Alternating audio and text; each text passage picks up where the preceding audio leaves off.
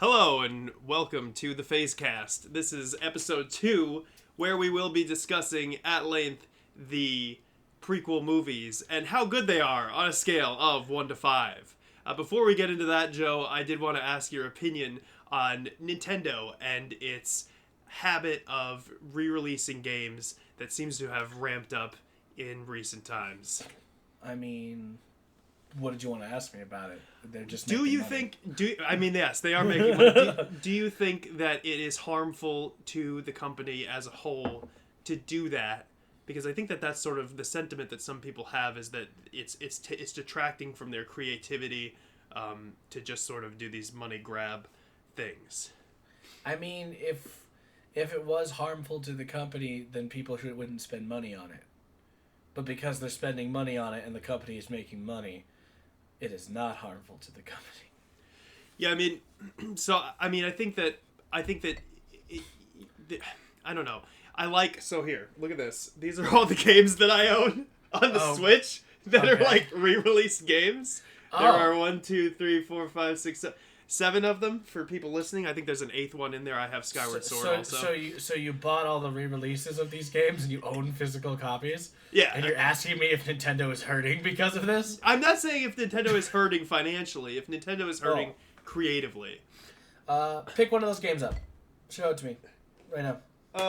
Super Mario 3D World, or Super 3D Mario 3D 3D All-Stars. All-Stars. That is a re-release of 3 games? Yes.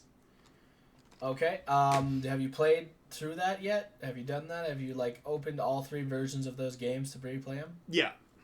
How was that? It was a lot of fun for me. I had a lot of fun.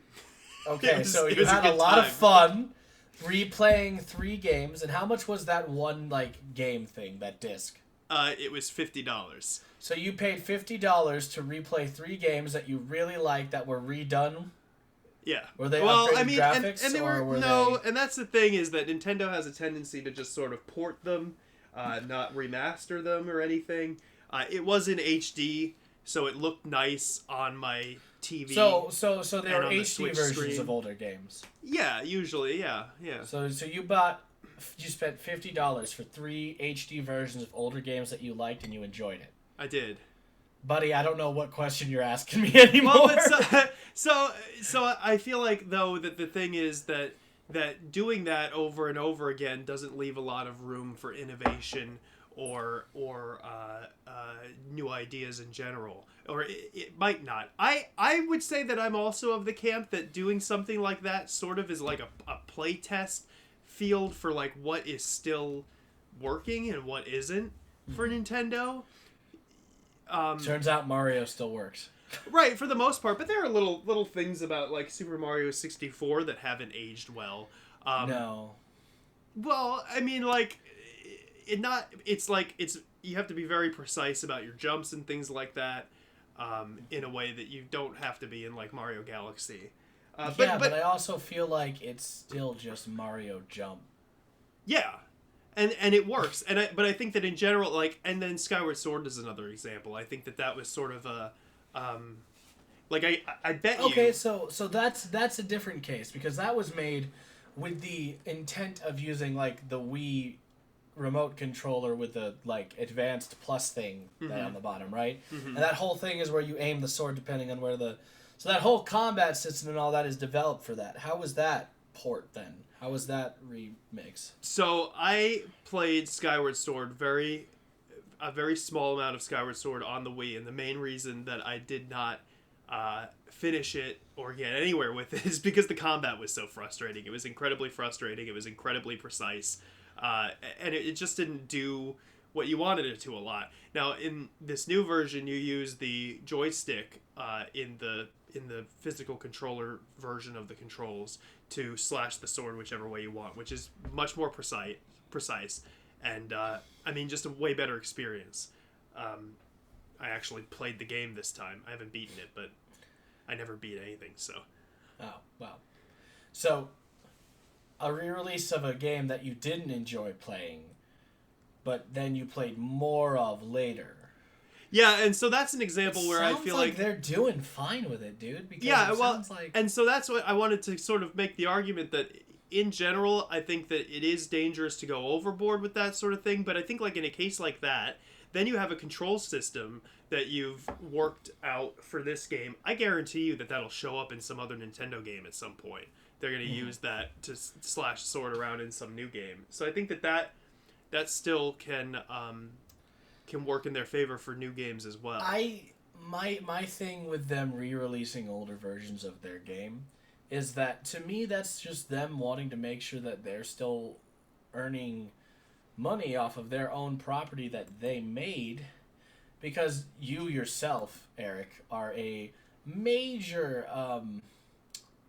collector, and you buy, sell, and like own old versions of games that like they're not making money off of anymore. Like if I buy an old Donkey Kong NES cartridge, Nintendo did not make that money. Nintendo made that money a long time ago. Right.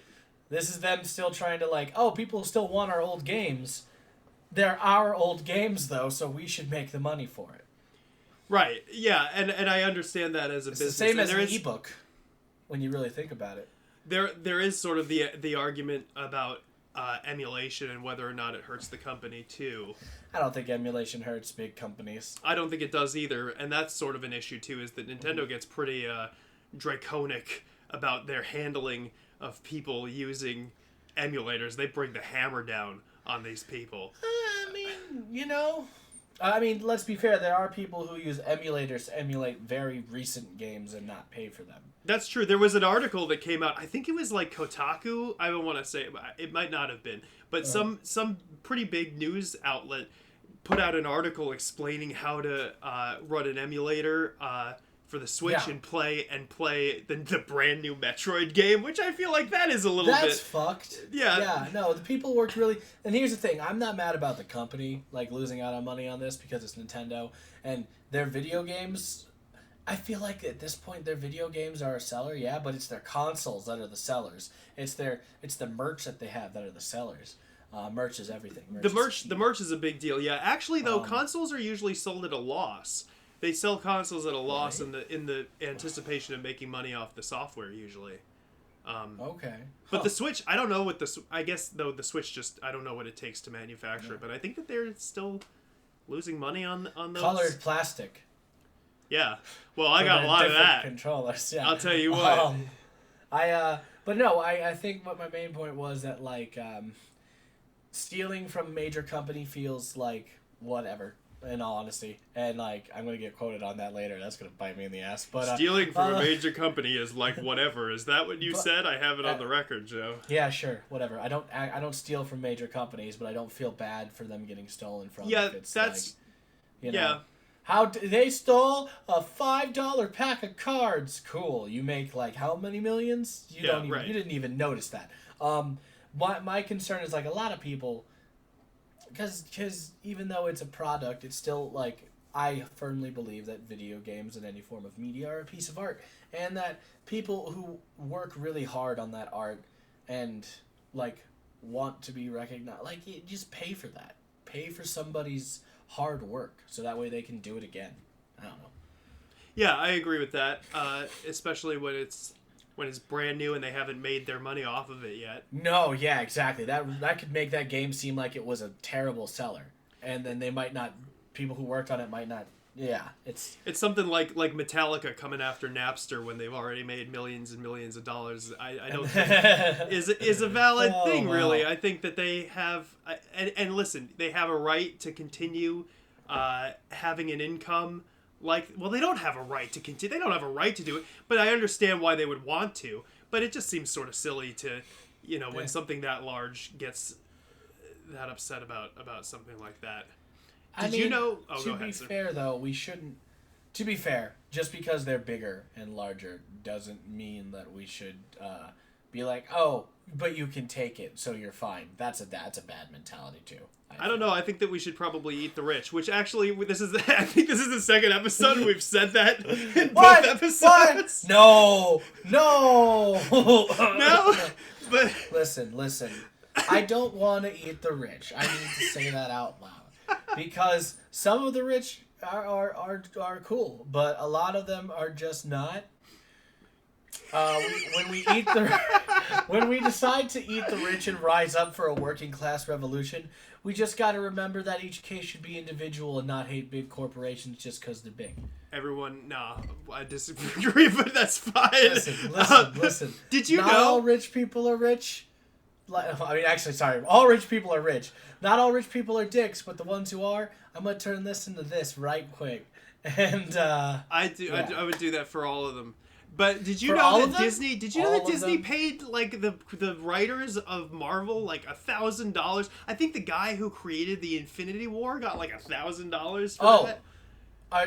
Is this news to you that Disney doesn't pay their people? No, I mean I Ask know that any Disney star. I know it's just the worst. Yeah. But I it's continue, magic. I continue to consume it, so I don't know. I mean, I don't yeah, know what you that have means how for much my... Star Wars stuff? Oh behind Lord. you? Well, so We're also going to be talking about Star Wars today. So yeah. Ooh. I'm a hypocrite.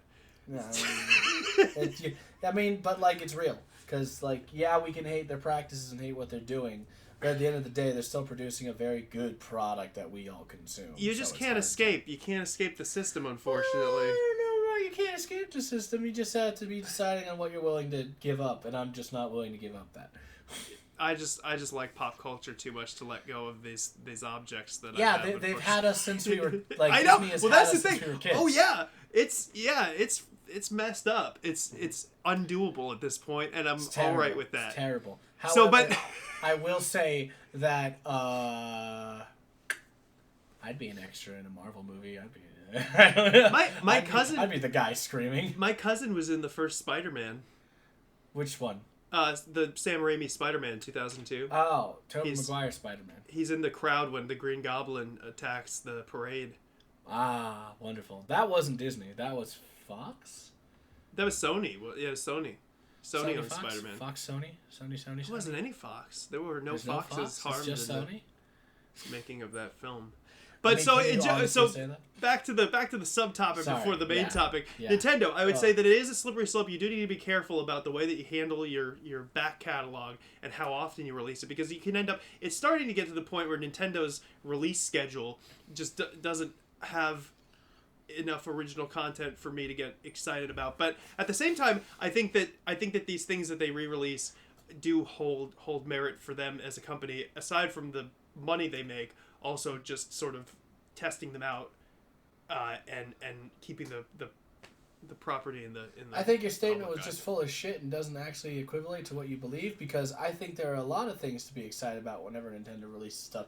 And just because it's not like 20 new games a year doesn't make it... In fact, the fact that it's less makes you more excited. I'm so stoked for Arceus. I'm so stoked for Arceus. No, I'm not. But now that Metroid Dread has come out, I don't know. I gotta find something else to be excited about for the next year. Are you not excited for the next for what? What is it? Animal Crossing's update? Well, see, and so the thing that I'm most excited about probably right now are the remakes of Diamond and Pearl. So like it works. Yeah, you're excited for a remake. Yeah. Which, I love Diamond and Pearl. That was my first Nuzlocke run, where I had 4 effing Bidoofs on my team, because that's how Nuzlocks work. Nice. And I was so sad. I fucking rolled up on the Elite Four with my 3 bi-barrels, and I'm like, what's up? These are my fodder that I'm going to use to get to the last guy. I lost only 1 Bidoof, and I lost one of the bi-barrels in the Elite Four, right? And it was devastating to me, because I'm like, no! Did you nickname them? You have to nickname them. That's a Nuzlocke. Oh, that's right. A Nuzlocke, you catch the first one in every area. That's the only Pokemon you're allowed to catch. And you have to give it a nickname so you feel attachment to it. Yeah. So, Bobo died, and I freaked the fuck out. I was like, not Bobo. And I'm like, I'm done playing around. I used a full restore on like half my shit while Bobo died. I'm like, it's time to fucking kill things. I don't give a shit. In my head, like, their Pokemon are dying too, so I'm like, I'm gonna kill your fucking Pokemon. I'm gonna murder your Pokemon. They're gone forever. Yes. They go to that Lavender Town graveyard. Sure. Well, so I guess we do have to move on to our main topic of the day. Our main topic of the day is the prequels. Oh, they're not good, but they definitely have a resurgence. Yeah, it's been an interesting thing seeing, because here's the thing, is that when I was a kid, I thought that the prequels were incredible, and my parents did not. Yeah, no, they're kids. They were like, I don't want to see this again. But there was a while where even our generation just really just shit on the prequels like all the time. And now they're sort of coming back. People are starting to talk about, and maybe it's just, I don't know. It's the cyclical nature of pop media. It's people immediately hating on something that introduced something new and, challenged what they viewed their version of something was. So, immediate That's true. hate No, and you're right. Stuff. I guarantee you, we're going to see that with the new trilogy. I guarantee you, a few years down the line, there's going to be people who are like, the new trilogy was actually really good and really bad and nah. Yep. And I'm going to be like, I said this shit like day one. It means nothing that I said this shit day one. Right. But the personal feeling I get of being like, I was kind of right in a weird way where it doesn't make sense and doesn't matter because this is pop media and it's only about you liking it or not. You can push that narrative starting now anyway. So. I've been pushing that narrative since the beginning. But I do think that's what it is that it challenges, because that was always like I get my Star Wars. My mom is a huge Star Wars fan, and she saw those movies and she was like, that's not how the Force works, as if that's not how the Force works. She gets to decide. Is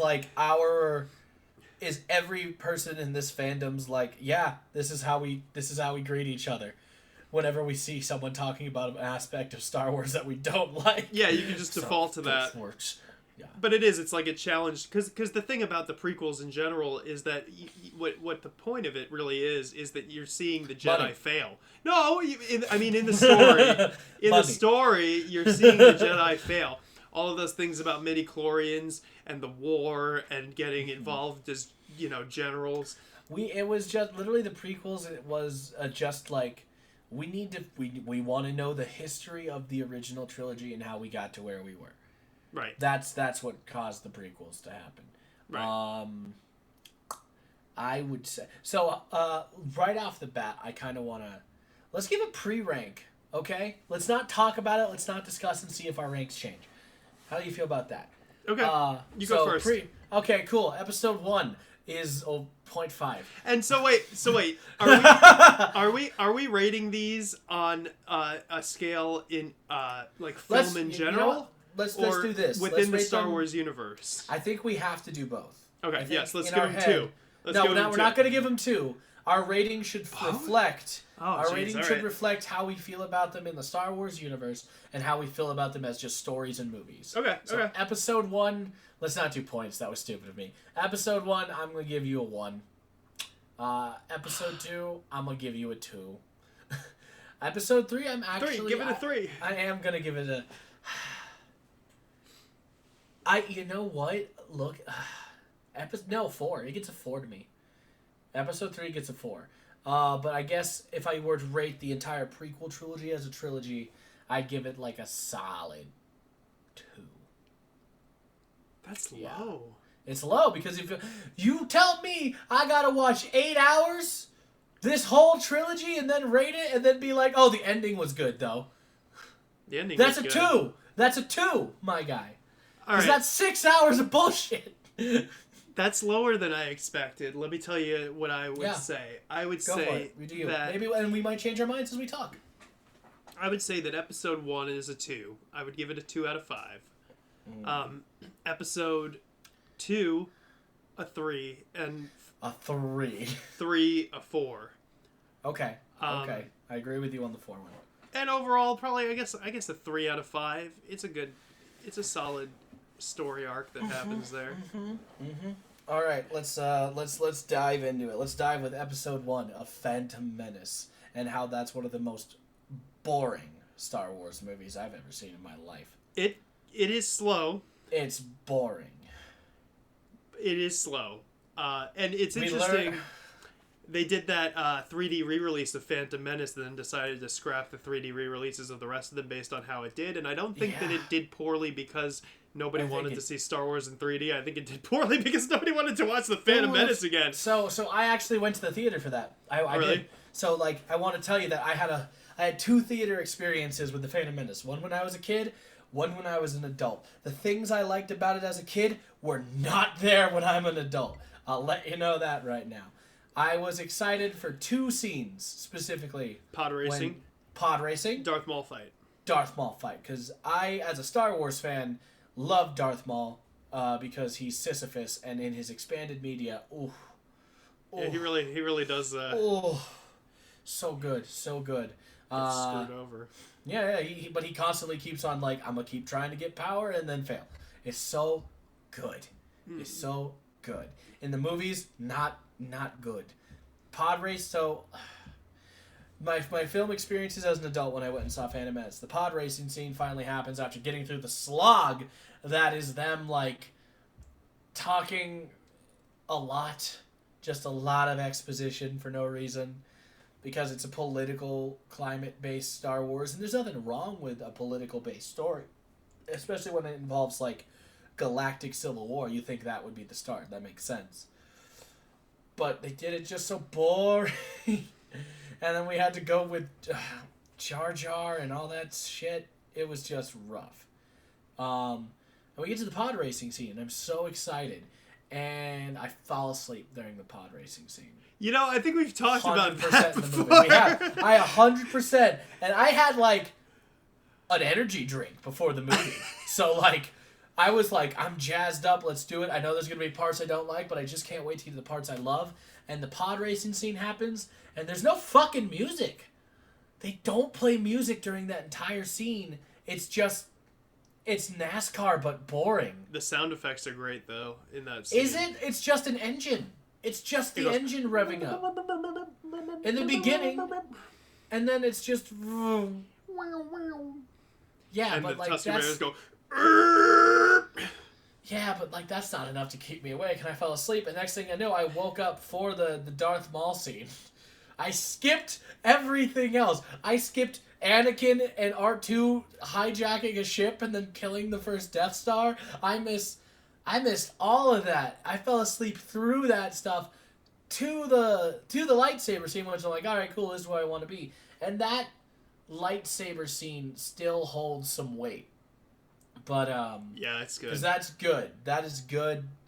Duel of the Fates, one of the best. Oh god, so good. So good. Pieces and of like, music in movie history.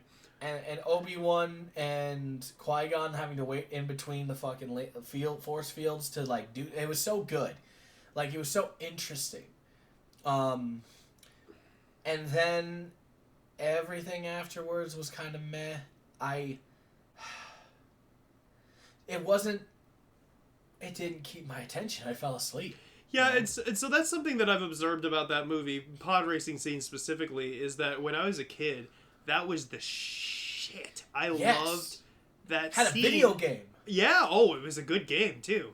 But it doesn't hold up as well as you'd expect, I don't think. It is slower than I recalled as a kid. And I think in general that is as a movie, just generally as a movie, is the big flaw with Phantom Menace is the pacing. Pacing is awful. Yes. And I'm not even mad about midichlorians. I know, that's the thing is I'm not mad about the story of Phantom Menace really. It's just the pacing that just kills it. It's the pacing, and also like it was still in the time where we treat children actors as, like, incapable of being able to act. So, we give him lines like, "Are you an angel?" Or, "I'll try spinning, that's a cool trick." I knew you were going to say, "Are you an angel?" Are you an angel? Hey, that kid got game. Let's just be real. Little Anakin fucking was like, "Hey, I'm like 10. What up? What up? What up, girl?" Did it hurt when you fell from heaven, baby? It's the space version.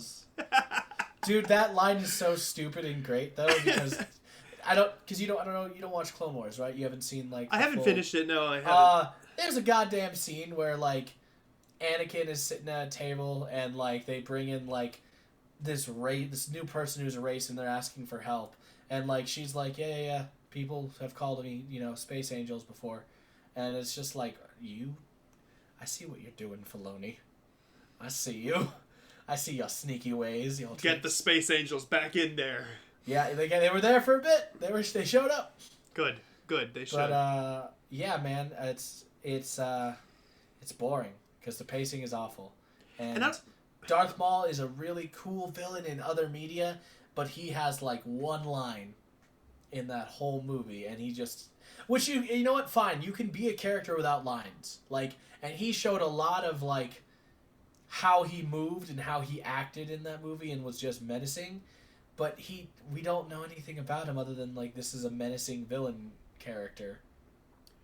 In a franchise like Star Wars, I feel like that is reasonable. It doesn't make for the best character in a standalone movie, but it does leave it open to expand on that character in comics, in games, books, whatever. I guess if that's their tactic, sure, but like Boba Fett got nothing when he first was introduced, and then... Dude, Boba Fett... Okay, that's a whole nother episode, but when Boba Fett shows up in The Mandalorian, I lost my mind, because I like Boba Fett. Look, there's Boba Fett ship. There's a Boba Fett over here. I like Boba Fett, but I don't think that they ever really did him justice as a character. Now anyway, he's got his own series. It's whole different conversation. Whole different conversation. but they did that with Boba, and they did that with Phasma. Yeah, why'd they kill Phasma like they did? Like Phasma actually probably would have had a very interesting arc if that would, but we didn't get to see it. The conflict between her and Finn was there. It would have been so good. But so I want to talk about the pacing in Phantom Menace, which I think is definitely the biggest problem. Second would be that they needed to handle some of the exposition better in the dialogue. We don't need more exposition in Phantom Menace. Yeah. Handled better is what you said. Okay. They need to handle it because it needed to be... I mean, I guess it's sort of part of the pacing, but it needed to be spread out a little bit differently or reduced in certain places. The worst thing about any sci-fi or fantasy genre is that everybody feels like, because books are the origin source for sci-fi and fantasy, right?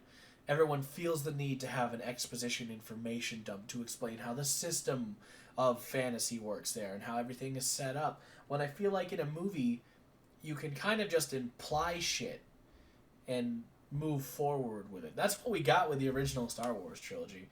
They kind of just implied stuff. And when we had to do an exposition dump, it was, the Force is the powerful connecting thing that goes through you and binds us together and lets us do cool shit. Like that, cool. That's all the explanation I need on the Force. Then you showed the Force literally every chance you could. Use the Force, Luke. And I think that part of that in the original trilogy comes from the fact that George Lucas's inspiration for Star Wars was less directly science fiction and more like westerns and Kurosawa movies, and that sort of helps with that. And I think that then in the prequels, if we look at George, like all of his stuff is sci-fi fantasy when you think of it in terms of like, it's a lot of it was Kurosawa films, but a lot of it also was like mythology. You can see that that's there. That is like. Yeah, so all of that lends to a more direct story. And then I think in the prequels, the problem is Star Wars has been around for so long, you have all that lore to build off of. So then he sort of felt the responsibility to have everybody sit at Anakin's mom's table and talk for 20 minutes about the way the Force works, which just doesn't hit you the same way. Yeah. When I feel like they could have just said your son has the potential to be a Jedi. Because we all know what that means as people, from the previous movies, and they could just imply that, but instead let's have Jar Jar put his tongue through the sparky thing and go ha. That was some choice film. But anyway, it's paced awkwardly. The story's kind of boring. Like I have no gravitas to some of the characters, and a lot of it was just, do you remember R2-D2? Do you remember C-3PO? He was built by Anakin. But in defense of giving it at least 2 stars, I do think that in the context of the Star Wars universe, it's more important than Ooh, people no. let on. We're not talking about its importance. We're talking about if it's a good story. But the content of the story, I feel, is relevant to Star Wars. If we sum up the content of the story that is relevant, it is the Trade Federation was mad about something. Jedi were involved. There was a plot that no one actually talked about and knew what was going on.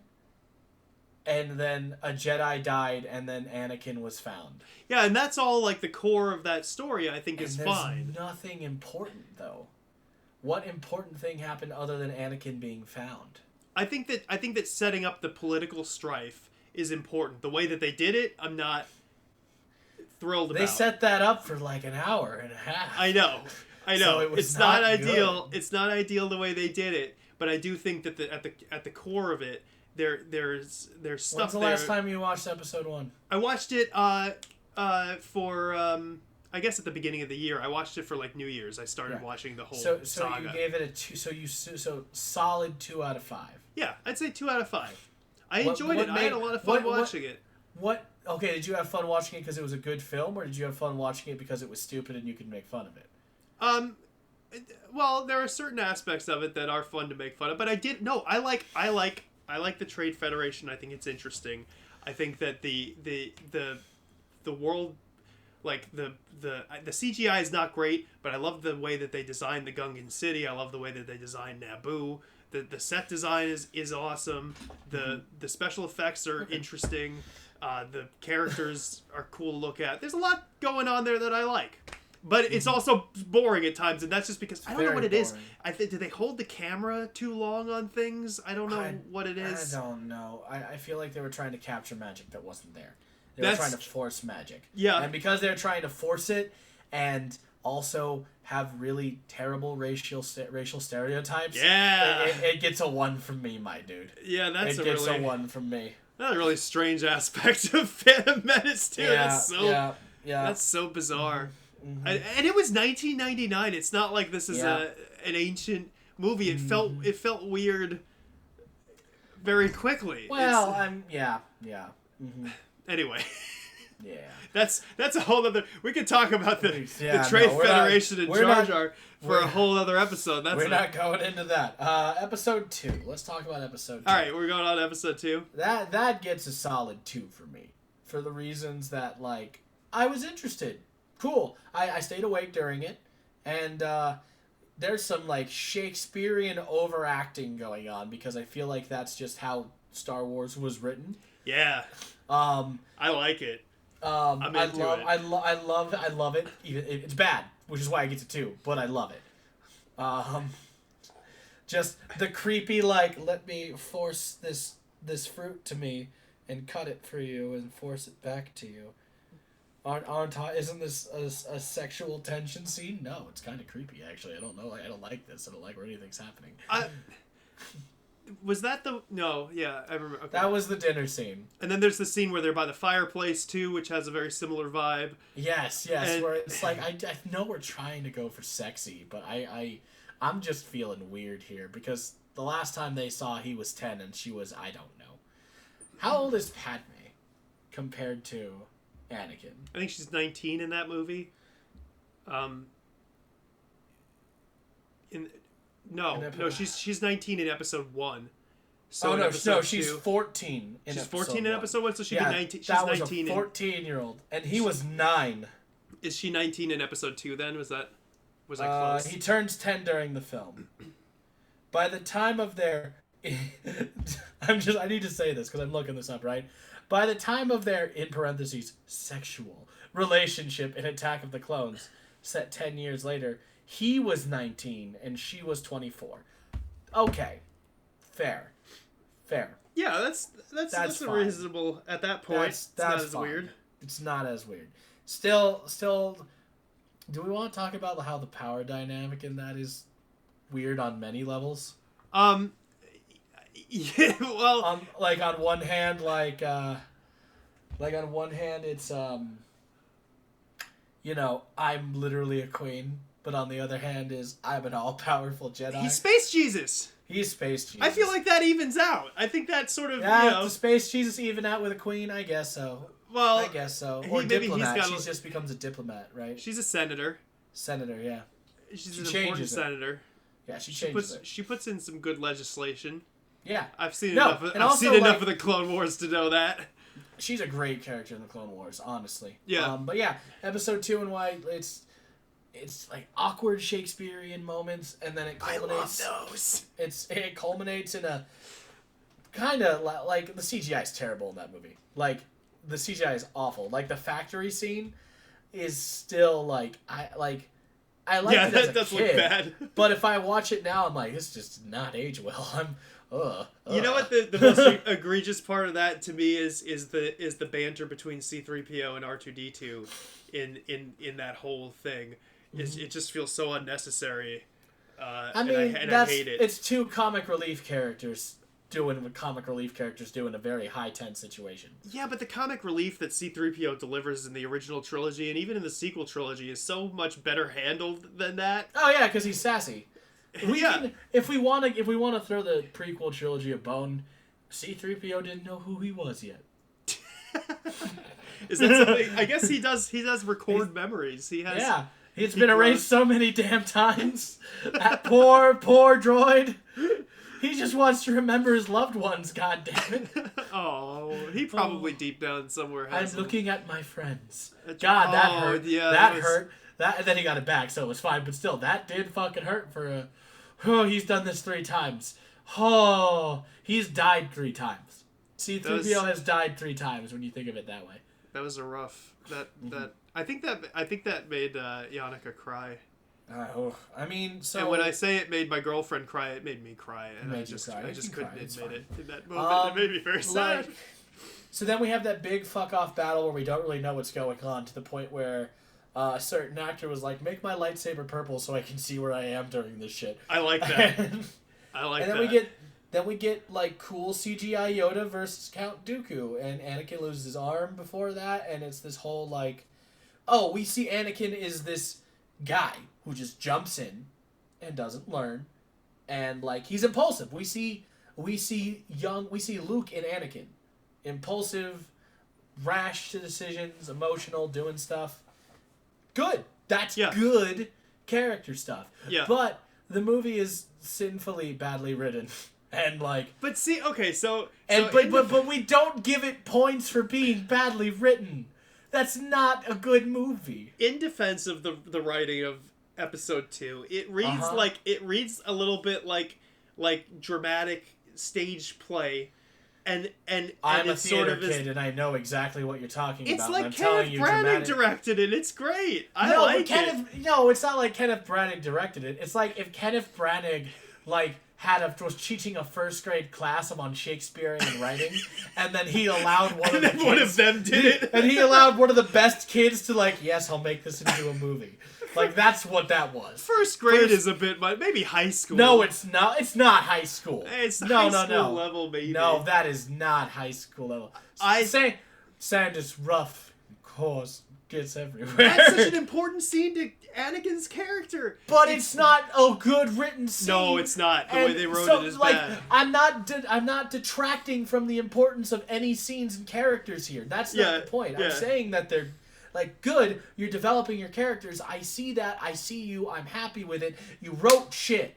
You wrote it like garbage. That's why you get a 2. I think that the campiness of the screenplay of that movie adds to what I like about it. There's difference between camp and shit, dude. And that is shit. I like it. Camp is I've got a bad feeling about this. Shit is everything that's not sand. That's shit. That's the difference. It is. I mean, it's not. Yeah, it's not like classic Star Wars. One is like, ooh, these French fries were just made. This is delicious, and these French fries have been out for a bit. And you know those French fries aren't good. You can't even reheat them to make them better. You're just eating them to eat them at that point. That's not. Breaks my heart when French fries get cold. Everybody's hearts get broken. Oh.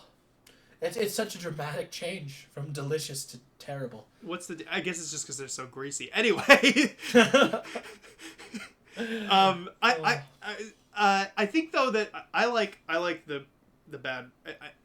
I wouldn't even go so far as okay. It is bad. It's bad sometimes. Bad. Don't. I think you can that enjoy it bad suffers things from the same issue as the Phantom Menace with pacing. I think that the pacing is pretty similar to Phantom Menace. It's kind of drawn out in a similar way, and I think that's again the major flaw I have with it is the pacing. I think the pacing's actually a lot better. Well, the pacing is way better in that movie, and I think literally the bad writing is why it gets it too. Like, if this was if somebody looked at the script and was like, "Hey, we can change a few things here to make it not terrible," I think you would have a very decent movie. They're animals. And I slaughtered them. Okay, here's the thing. That's such an overreacted scene, right? Yeah. But this is a kid, I like that scene for what it does for the character, because, hey, I grew up to being told ever since my, I was taken from my slave childhood that I can't feel feelings. So I don't anymore, and I'm repressed. So, oh, hi, Padme. It's really nice to see you. You're pretty. Can we go see my mom? Oh, she got captured by sand people. Well, it's time for a dramatic breaking point for a 19-year-old. Hayden Christensen, you deserved better, and I'm glad we're giving you a second chance. I'm excited about the second chance, but so and the overacting, whatever. I think that's a 19-year-old who was repressed. I'm okay with that. And I think in general, what I would say to people who do not like episode 2, I would say go back and watch it in the lens of a stage production. Eric, I watch everything in the lens of a stage production. It is still the 2. I view my life as a stage production. Do you understand this? Do you know that, when I know you got the theater kid thing going on. When I listen to albums, I think of how do I turn this into a musical, and how do I think of characters for this, and how do you've always got a soundtrack going on in your head. It is. It's true. I know that, but I would say in general, maybe if you think it's a 1, you might bump it up to a 2, like Joe. Go back and watch it like it's like you're watching a stage production off Broadway, and you probably enjoy it a little more, because all of the things in it that are overdone are not the CGI is trash. And what sucks about that, the thing that I don't like is Obi-Wan did some cool shit and was investigative, during that movie, and motherfucker, you see that. Here's the thing that bugs me. What, clones? There are clones here. What's all this stuff? All this nonsense? I've accepted that they're clones here, and they're our greatest friends and allies, and I'm not going to look into it any deeper than that. That is what makes me go, that's dumb. That's really dumb. We just stopped questioning their existence and said it's fine? Yeah, that is a good point. Obi-Wan does go there and shows some really great concern for that. But then when they come and they save his ass from the arena, then he's like, I am on board with these people. Greatest friend and ally. But I think that's reasonable. No, it's not. I mean, in the context of the fall of the Jedi Order, an entire race of people was made, and nobody knows who ordered it and why, and we're just okay with it that they would give them weapons and armor and said, hey, you're going to fight for the Republic. Sifo Dyas. Yep. Sifo Dyas. Sidious. Count Dooku. Yeah. And Sidious. Yeah. But in the context of the entire Jedi Order collapsing, it does make sense for Obi-Wan to overlook something. No. In the context of the Forces trying to balance everything out, yes. In the concept of Jedi dumb, idiot, stupid, baby child, idiot, stupid, dumb, need to realize balance is not here, and if we push a kid whose prophecy is to bring balance, what do you mean we lose? Yeah, does it make for good writing to just leave that thread hanging? No. They should. I feel like if they had done one thing to literally ease his mind and be like, okay, I accept this, they might have bumped it to a 3. But writing is bad. The story beats are fine. It was the worst version of a love story I've ever seen, I I'm gonna mention one thing to set you off, and maybe it'll bring it down to a 2 for you, because that's my goal. There's just so many production mistakes throughout the final battle. Like it what? Doesn't bug you at Oh, all? like where Padme's shirt entirely changes into a different shirt. Or how about who's the I forget the big head. Ki-Adi Mundi. Ki-Adi-Mundi's lightsaber color changes In the battle? in the battle, like from one scene to another. Didn't know that. Yep. Mm-hmm. Because Stuff like that. Because I was too blown away by the spectacle of the battle. No, It wasn't really good. Hold on now. And I think you're right. There are I think there's something that happens with C-3PO too. Do you remember? I don't. Maybe I can look Yeah, it where I think it's his upper half of a body. No, his head gets put on a droid. No, but I mean, like as far as it, like they show it get put on twice or something like that happens. Yeah. So some weird yeah. stuff happens. So yeah, there are production, but that happens in most movies. Major movies. Yeah. All the time. I mean, color. That's a color of a lightsaber, my dude. Yeah, that's a pretty big one. That's a pretty big one. But yeah, it's just stuff like that. Like that's what brings it to a 2 to me. We're here. We're finally here.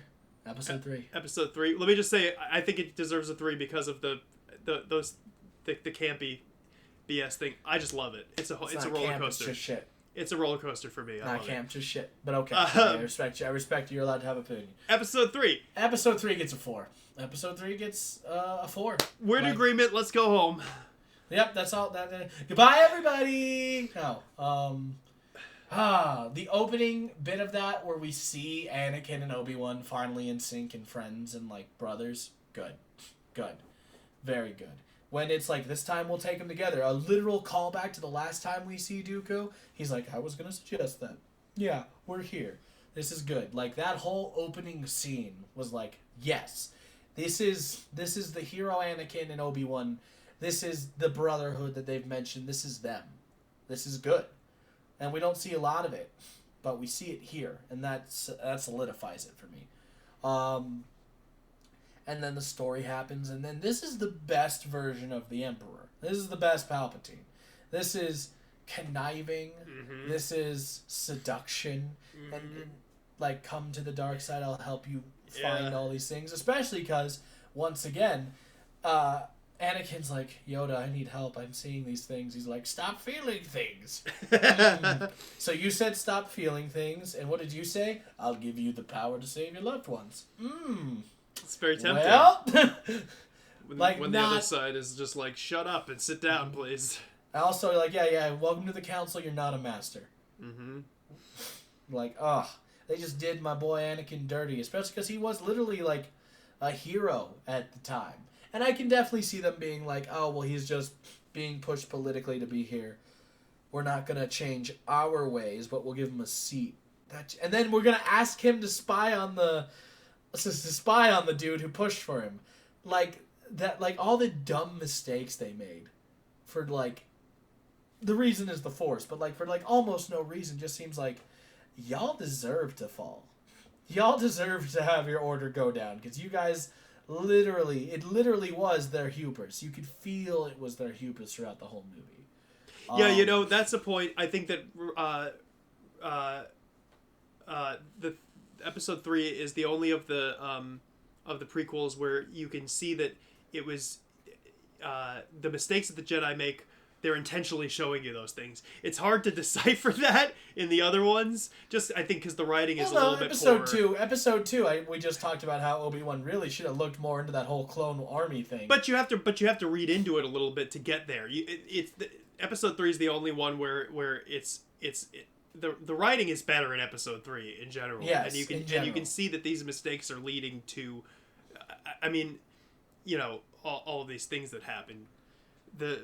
The mistakes lead somewhere, and it sort of validates the whole the time that you put into the prequel trilogy that you get there in that movie and get somewhere.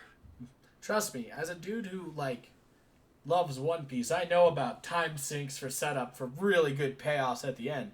Sometimes it's just not worth it though.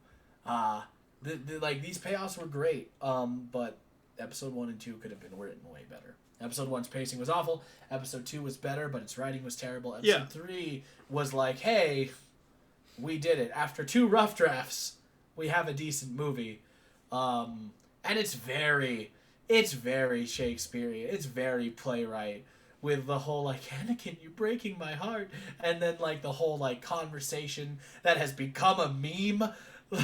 The conversation between Obi-Wan and Anakin itself has become a meme. Mm-hmm. Oh. But so good. Yeah, in general, really solid movie. I think even where it goes above solid for me is a lot of the the CGI in general is better, but what they choose to show you shot by shot, Yes. the composition of each scene is just the best of the prequel trilogy. Mm-hmm, mm-hmm. In Good Revenge choice of the of Sith. music, of cinematography, just And the design of like Mustafar is so cool. Oh, it's yeah. so cool. Utapau is cool. cool. The we got to creatures that see show up, Wookiees. General People Grievous. love Wookiees. Kashyyyk Was awesome. Kashyyyk. Huge giant trees, giant river, like everything's like, wow, Wookiees are big, and like they're not big compared to their planet at all. They are tiny compared to the rest of their planet, which is crazy cool. The only time you get to see Kashyyyk outside of the holiday special. It's important stuff. I mean, we can just not. I mean, the holiday special isn't canon, so please. Then how come that guy in The Mandalorian mentioned Life Day? Life Day is canon. That's okay. just their canon holiday. But we All see right. Kashyyyk in other forms of media. Video on games film, and stuff on like film, that. Though. Dude, On Battlefront, film, Kashyyyk well, is one of the best levels on Battlefront. I think Kashyyyk shows up in the Clone Wars or one of the other like CGI ones at some point. Okay. Dude, if we should go to Kashyyyk in one of the live action ones. We really should. Yeah, like that'd be great. with Ahsoka and Obi-Wan and all that other stuff coming up. Yeah. That'd be so cool. Yeah. I like the desert planets, don't get me wrong. We do really good desert shots, but we could do one cool giant forest scene. But no, we see Anakin's full realization of his character in this, and we see all the things that push him to be this, as in like he wasn't evil. We know Anakin isn't evil from the fucking little kid we meet in the first one to the hurt teen we see in episode 2 to this adult who finally feels like I'm married. I'm gonna have a future with my wife. I'm finally a master. I'm not a master.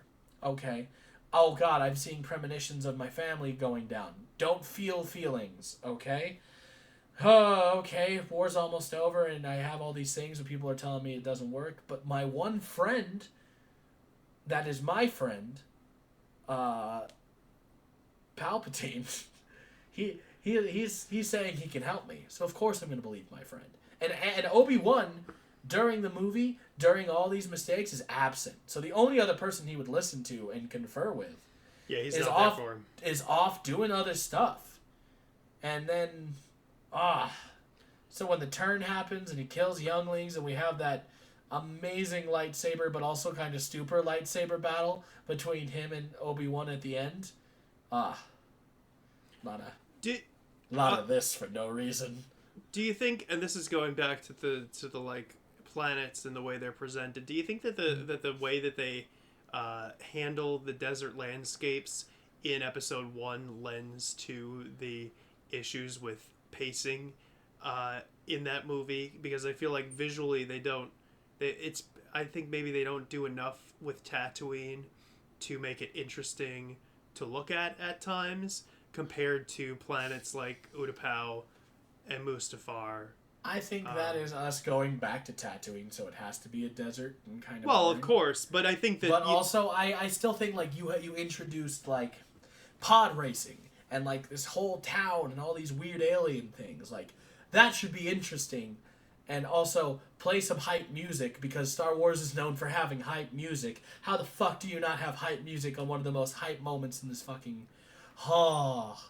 And they do Even go if through it like was that the- market. Yeah. Like that that should was be like more interesting. That's interesting, yeah. But yeah, I guess it's just the way they present that stuff. It just doesn't strike you in this, because they show Tatooine, of course, in A New Hope, but you have the imposing scale of the Sandcrawler and the dome homes and the cantina and all of the people in it. They have that in episode 1. They don't have the imposing Sandcrawler, but they have like a big arena and they have like a whole town, and you see all these cool, interesting characters, but you're not doing anything with the set. Like, yeah. I think you're right with the presentation, but music is such a big part. Such a big part of storytelling when it comes to film. And, like, choosing not to do it, like, you can put anything but in that's there. just that one You can scene, put Life though, is right? a Highway. Actually, we should edit that in there. During that part of the scene, and I'd fucking love it. I'd be like, yeah, he is going his way. Do it, Anakin. Hit the nose. But that's just the one scene, though. I mean, there is a good score going on in a lot of it. In episode 1? Yeah. There's one good thing, and it's the final duel. Because that's the only thing I remember, because that's the only thing I was awake for. I think there's good music when they're escaping the Trade Federation too. Mm-hmm. I don't know. I mean, I just think I that one scene, I get it, yeah, but it's in just general, such a downer. You get a wonder, man. But I just don't think it lacks the personality that a lot of things have. Like in Revenge of the Sith, there's a lot that you can infer. Felucia was beautiful. You only see it for a second, but it's nice. Oh, it's so cool. Like they're all mushroom plants. I'm like, they're all.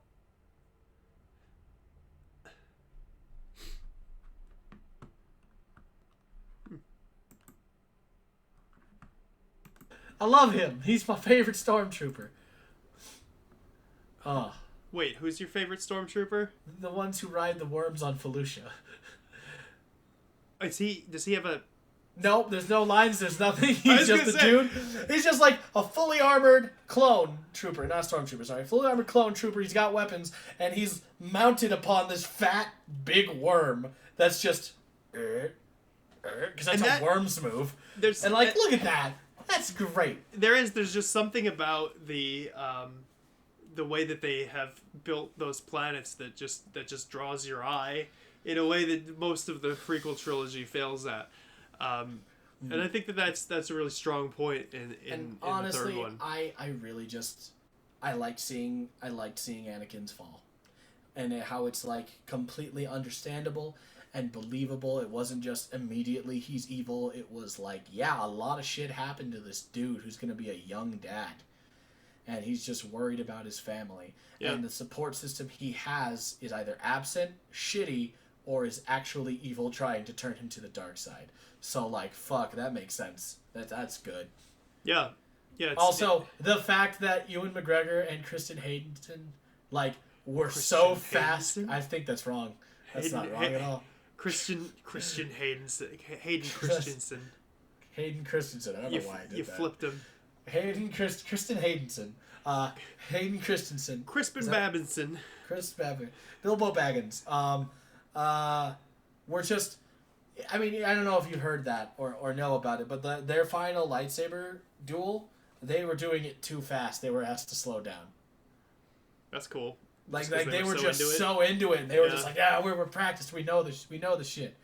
And like, who doesn't like the lightsaber clash and then the force push clash? Like, that shit's good. The spinning lightsaber thing is kind of stupid, but whatever. It's engaging. The entire thing is engaging. It's very engaging. The space battle at the beginning when they're boarding Grievous's ship. Love that whole intro. Love so that whole intro. The Frankenstein at the end when Vader comes up off of the thing. Hayden Christensen pushed for that too. He's like, I gotta get in the suit. You're gonna let me get into the suit, right? Like, I didn't know that. I believe he pushed to be put into the suit, and that's how we did that whole like scene. Oh my god! If they didn't do that, I mean, it's still that's a solid movie, but that's so good, so good, and then so memeable because the no was like that's one of the most memed things in the internet. It had a button. You can just type in no button, and then you have that on an internet. It's so good. It's a very good scene. And it's a real nail in the coffin for the level of evil that Palpatine is sending out there because of the way that he lies to him. It's a transformative scene to, like, in every aspect. Like, it is his full-on transformation into, like, a new person. You know what, that scene too, it's so quick and effective, and that's what the other movies are lacking, is anything that is quick and effective in that way. Exactly. And they've got it there, and it's great. Episode 4 is good. I legitimately like it. You mean 3? Oh, episode 3. Sorry. I gave it a 4. Episode 4 starring Kremen Hagensen. I am tired. I've had like 2 cups of coffee. I need some coffee. 4 hours of sleep and 2 cups of coffee. Let's go. The fact that I'm this coherent at all is a miracle. I appreciate that you are this coherent, Joe. It's been a coherent time, and I think that so I'm excited about this because that's what it is for the prequel movies, and that's what makes part of what makes episode 3 the best one is that they finally figured out how to give you content like that in a way that isn't just over explaining or spending too much time in any one place. It feels weird that it took George Lucas 6 movies to do it, but well, I mean, he only directed A New Hope, right? So yeah, but he had a hand and is he a writer during that time? Or? Yeah, I think he wrote, yes. He wrote. Okay, let's be fair. To be fair, episode 4, like all of Star Wars' original trilogy, I don't know how many drafts he went through, and how like Star Killer was the original name, and it was supposed to be Anakin in the Clone Wars and all this other stuff. Like, the story has gone through so many different versions and reiterations. The Wills, all that stuff. Yeah. So yeah, I think that the fact that he did that with that one is why him being in charge works so well there. Episode 5 is, I mean, Irvin Kershner helped write that one. Yeah. And I think that Irvin Kershner helped write some of the sequel movies. I want to say Rogue One too. Rogue One is a good movie that gets a lot of flack. I don't understand it. We'll have to do a separate podcast where we talk about the greatness that is Rogue One and is also the madness that is Solo. No, I was wrong about Rogue One, but he did do some of the sequel movies. I think it was The Rise of Skywalker. Anyway, Empire Strikes Back, I feel like, was so good because George Lucas had that help. Yeah. And without that help, he's an ideas dude. Yeah. You need some you just need some collaborative efforts are important. This is not just for me saying to you. This is me saying in general. Yeah. Oh, I'm getting stuffy. Collaborative efforts are important because you need different viewpoints and aspects in order to produce something that is accessible to everybody, and that is great. Don't live in an echo chamber. Echo chambers are stupid, which is why I disagree with Eric so much. It's why we work. It's great. It's true. If you agreed with me all the time, I would be bored. Yeah.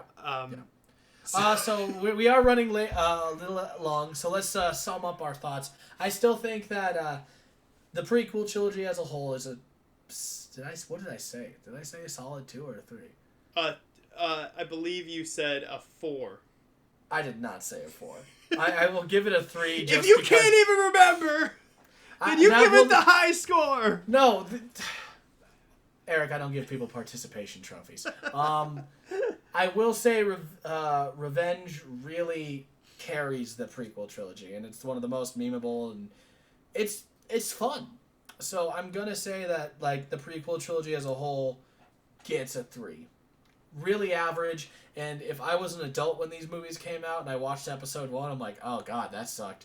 But then someone's like, we should watch episode 2. Like, if somebody convinced me to watch episode 2, if it was on TNT at the time, I'd be like, yeah, sure, we can do that. And then 3 came out, I'd be like, all right, I saw the other 2, let's go see 3. And I would be pleasantly surprised, and they would get a 3. Yeah, I think it's a solid movie, even if you are not a fan of Star Wars. And that's why I would give it a 4 out of 5. A 4 out of 5. I think that the movie whole is excellent. Trilogy. No, the trilogy. Oh no, the trilogy. The prequel a trilogy. A three. Okay. I'm like, you gave the whole prequel trilogy a 4? I would give it a 3. I think that they get a bad rap still more than they should. I think it's a solid. I think it's a solid story. I think it's a solid story. Eric, I think it's a fun time. I watched the prequel movies just at the beginning of the year, and I'll probably watch them again. It's gonna take a lot of alcohol for me to watch episode 1 again. I like trying to get through some of the saga around New Year's usually, and I might do some of the prequels again. They're fun. They're fun to watch. Episode 1 is not fun to watch. I enjoyed parts of it are. But I think definitely the thing is that what they needed to realize sooner is that what works better is well, you can't realize it after you make a movie. I know, but they did sort of, because you see the changes that they make to Revenge of the Sith that work better, which is just pacing it a little quicker. They literally did. We need better pacing from the first one. They got good pacing in number 2, but like fuck, we wrote like dog shit though. Number 3, okay, decent writing and pacing. Yeah. And lean more into the like Shakespearean like overacting thing, because that whole scene where Padme shows up and holds Anakin and he sees Obi-Wan, he's like, you've betrayed me, and it's just that is theater. That is pure theater. I'm like, look at this thing that I'm watching. Yeah. So overall, they're pretty great. I like them. 3 out of 5 for the trilogy. I said 3 out of 5 for the trilogy. You said 2. I went to 3 because nice. Yes. I went to 3 because Revenge of the Sith carries it, not because Episode 1 is good. Episode 1 is a 1, and if we were doing points, it'd be a 0.5. Okay. But yeah, fun. So next week, fuck, we did really run long on time. I guess we'll talk about Frodo at some other point. But next week we should talk about the next trilogy, right? The original trilogy. Yeah, sure. Let's do it. That'll be a smaller one, I think, because I don't think everyone has opinions on the trilogy. Like, it's good, right? I'll save that for next time. I don't know why I'm getting into it. That's right. No, I'll get into it. We'll cover a little bit of Frodo's character at the beginning. All right. Ooh. Thanks for listening, everybody. Bye. We'll see you next week. I love you. Not really.